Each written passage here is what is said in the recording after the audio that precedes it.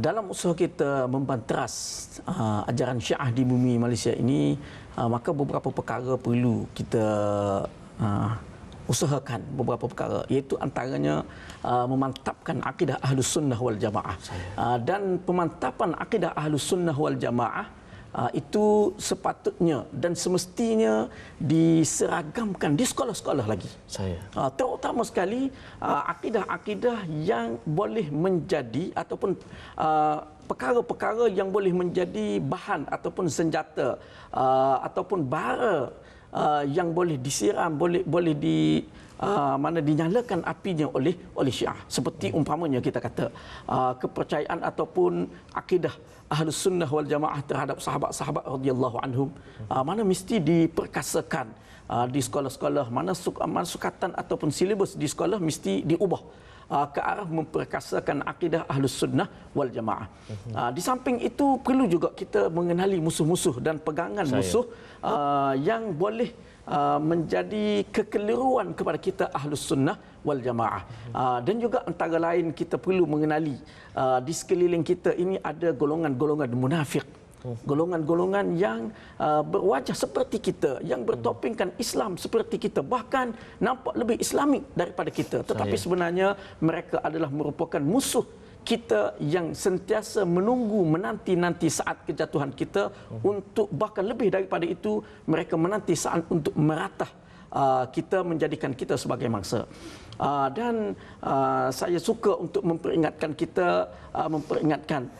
kita semua kepada satu firman Allah Subhanahu wa taala berkenaan dengan golongan munafik ini yang berbunyi, alladzina yatarabbasuna bikum fa in kana lakum fathun minallah qalu alam nakum ma'akum wa in kana lil kafirin nasib qalu alam nastahwidh 'alaikum wa namna'akum minal mu'minin. Mereka, golongan-golongan munafik ini sentiasa menanti-nanti, mengintai-ngintai, melihat-lihat terhadap kamu, iaitu terhadap orang-orang Islam. Bila mana orang-orang Islam memperoleh kemenangan berada di pihak orang Islam, maka mereka, golongan munafik ini akan mendekati orang Islam, akan pergi kepada orang Islam dan berkata, kita bersama dengan kamu, kita sama saja dengan kamu. Allah ingatkan lama dah. Mana dia akan mengelabui kita seolah-olah mereka adalah sama seperti kita. Dan bila mana kemenangan itu berpihak kepada golongan-golongan kafir, lil kafirin nasib, bila mana orang kafir memperolehi kemenangan, maka mereka berkata kepada golongan kafir, golongan-golongan musuh Islam, mereka berkata, bukankah kami yang memberi ruang kepada kamu, bukankah kami yang telah menghalang orang-orang Islam daripada menyerang kamu, daripada membantai kamu.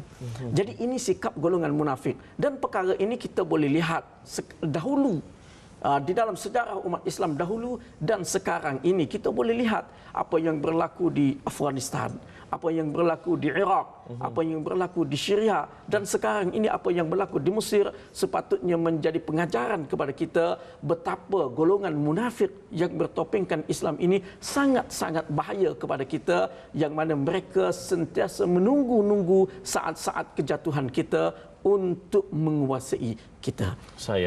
Baik, Ustaz Nasim, Ustaz Izam, jazakallah khairan jaza. InsyaAllah kita doakan moga umat Islam terselamat dari bahaya Syiah, insyaAllah. Dan para penonton yang saya hormati sekalian, sebagai penutup, mari kita renung satu hadis Nabi Muhammad SAW. Kata Nabi, marra'a minkum munkaran fayyughayyirhu biyadihi, fa in lam yastati' fa bilisanihi, fa in lam yastati' fa biqalbihi, wa dzalika ad'aful iman. Kalau kita melihat kemungkaran, cegahlah dengan kuasa ataupun dengan tangan kita.